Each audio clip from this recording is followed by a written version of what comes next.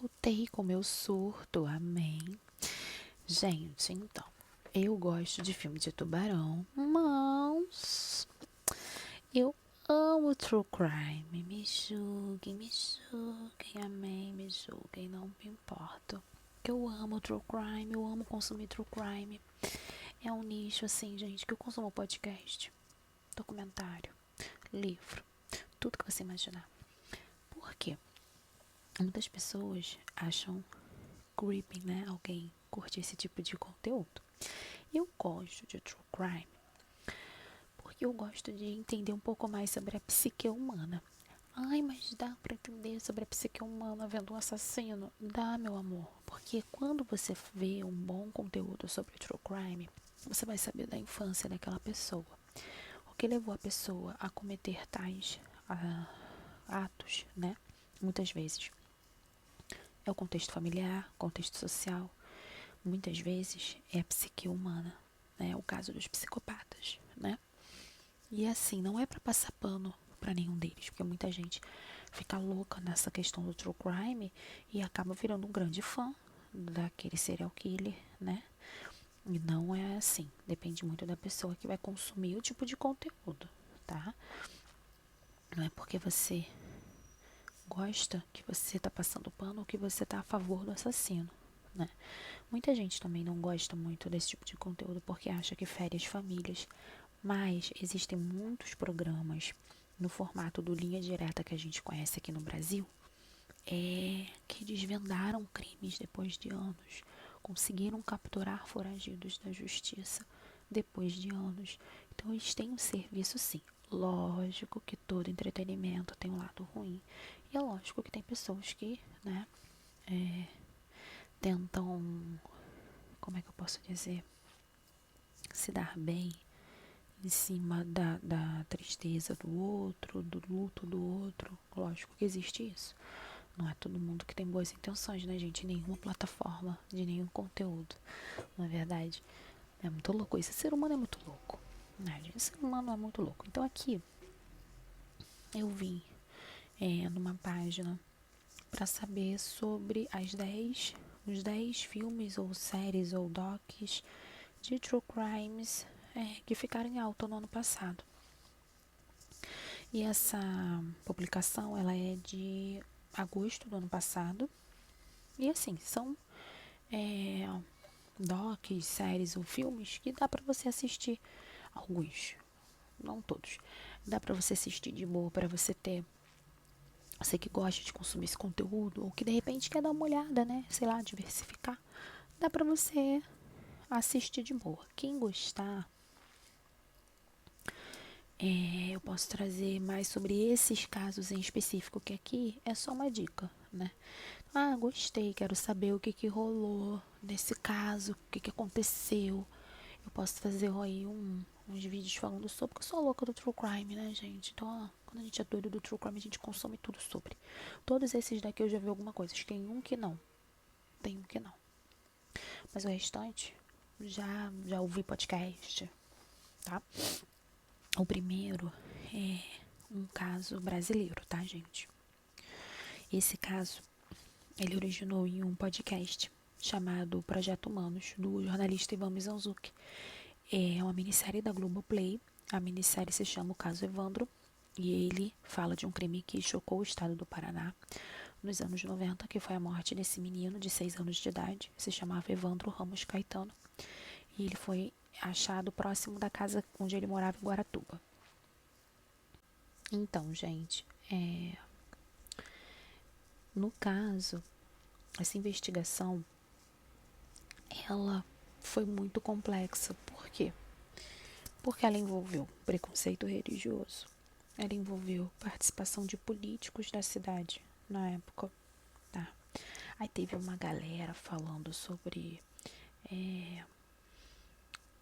umas coisas sobre sacrifício humano, umas coisas assim bem loucas, sabe? E esse crime, ele demorou muito para ser resolvido, até hoje tem dúvidas, pendências, enfim, uma série de coisas sobre esse caso. é interessante vocês acompanharem tanto o podcast, se vocês tiverem interesse, quanto essa minissérie, tá? Se vocês quiserem, eu posso trazer mais informações sobre esse caso também. Conversando com o Serial Killer Ted Bundy da Netflix é uma sériezinha, mas ela não é uma série ilustrativa. Então ela é uma série que vai me trazer pra gente fitas gravadas dele na cadeia e tal. E esse caso do Ted Bundy, gente, ele é muito surtado, por quê? Não só pelos crimes, mas como a mídia e as pessoas estavam lidando com isso naquela época. Então, o caso do Ted Bundy foi nos anos 70, né? E ele assassinou, entre outras coisas, mais de 30 mulheres. E as pessoas simplesmente diziam que ele não apresentava risco para a sociedade por ser uma pessoa bonita, o famoso padrão. Então, ele era um padrãozinho da época dos anos 70, ele não apresentava risco para ninguém. As pessoas achavam que ele não tinha cometido os crimes. É muito louco, gente, é muito louco. E ele tinha uma personalidade muito sociável, como tá falando aqui no blog, e ele era uma pessoa muito carismática, então ele enganava muito bem, sabe? E as pessoas realmente não acreditavam que ele tinha coragem. Ah, uma pessoa dessa, como, sabe? Não vem escrito na testa, né? Muito louco isso também. Eu também já ouvi o podcast, já li um trecho de um livro sobre também. Tem um filme, né? Que é com aquele doido que se harmonizou inteiro. Tem Inventando Ana, eu não assisti Inventando Ana. Não lembro se eu ouvi algum podcast sobre. Nessa narrativa de True Crime, não é sobre assassinato.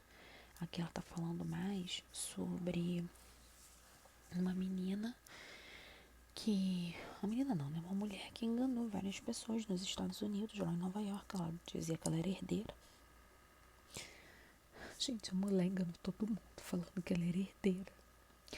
Ela era herdeira alemã. Fez um esquema de pirâmide, enganou tudo quanto foi americano. Um monte de gente deu dinheiro pra mulher. O que acontece? Muitas pessoas associam true crime com coisas brutais. E nem sempre é assim. Eu sigo uma psiquiatra, que é a Ana Beatriz Barbosa. Ela fala muito sobre psicopatia. E tem muitos psicopatas que são pessoas, tem níveis, né? Tem graus de psicopatia. E tem muitos deles que só vão aplicar golpes.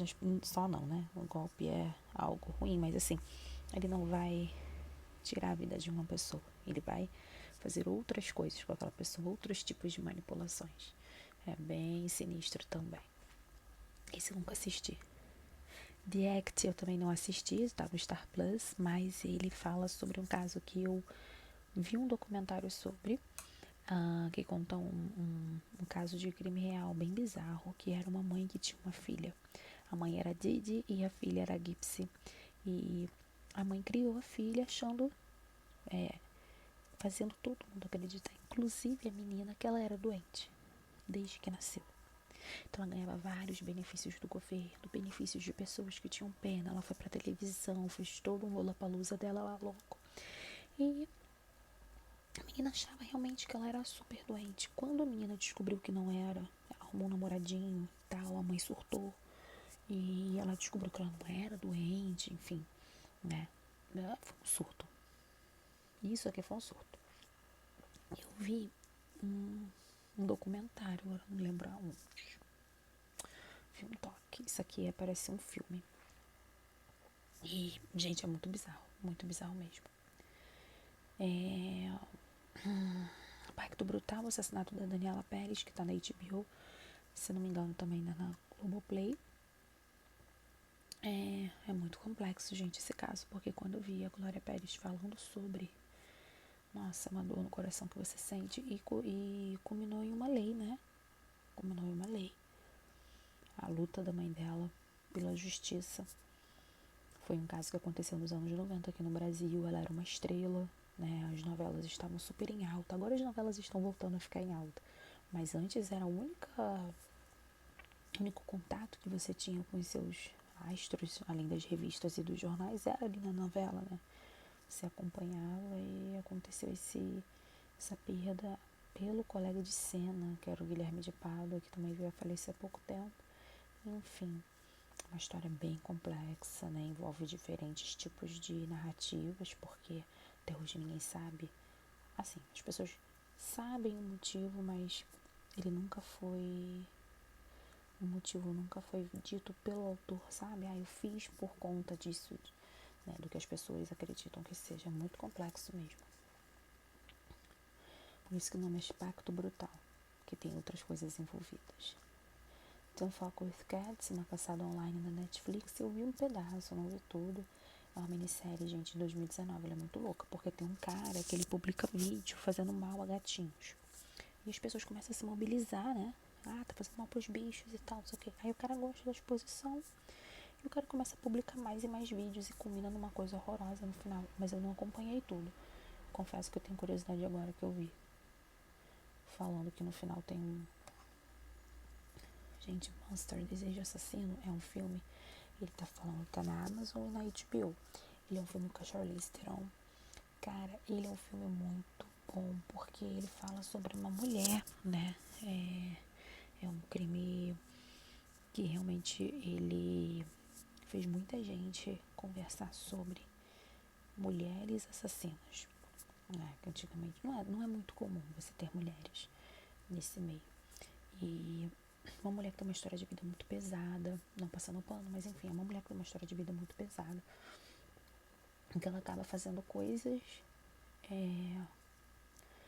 por conta das agressões que ela sofria no meio que ela trabalhava. E assim, ela vai cometendo vários atos no decorrer da vida dela e ela vira a primeira mulher serial killer dos Estados Unidos.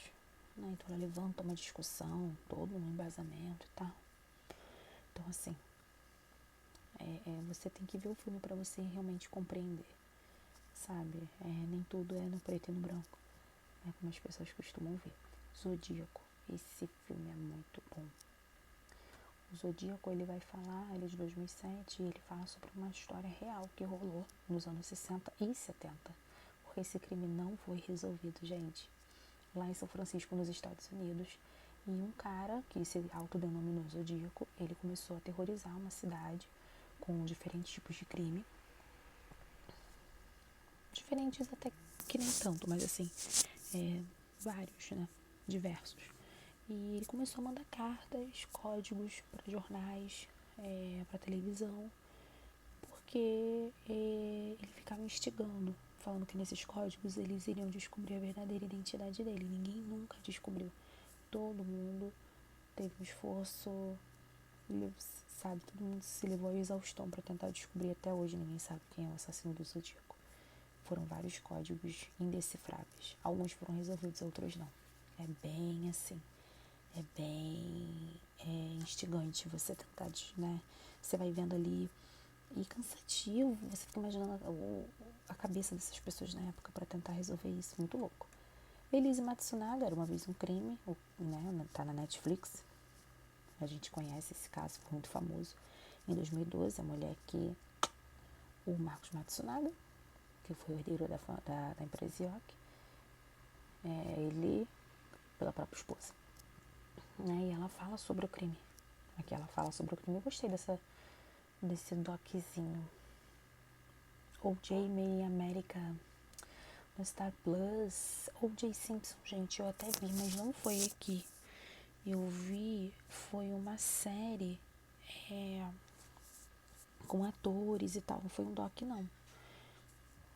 Esse foi um astro no futebol americano nos anos 90. Ele foi acusado de a própria esposa e a ex-esposa e o namorado dela. E assim, gente, esse crime foi muito louco. Foi em Lollapalooza porque teve questão de violência racial, de desigualdade, violência contra a mulher, enfim. Gente, esse caso, ele é muito, muito extenso. Tem várias vertentes que a gente pode analisar falando dele. Mas essas foram algumas dicas. Se vocês quiserem, eu trago um pouco mais sobre alguns desses aqui separadamente, e depois eu vou trazer mais dicas, porque essa sou eu, esse é meu surto, e boa noite, bom dia, boa tarde. Amém.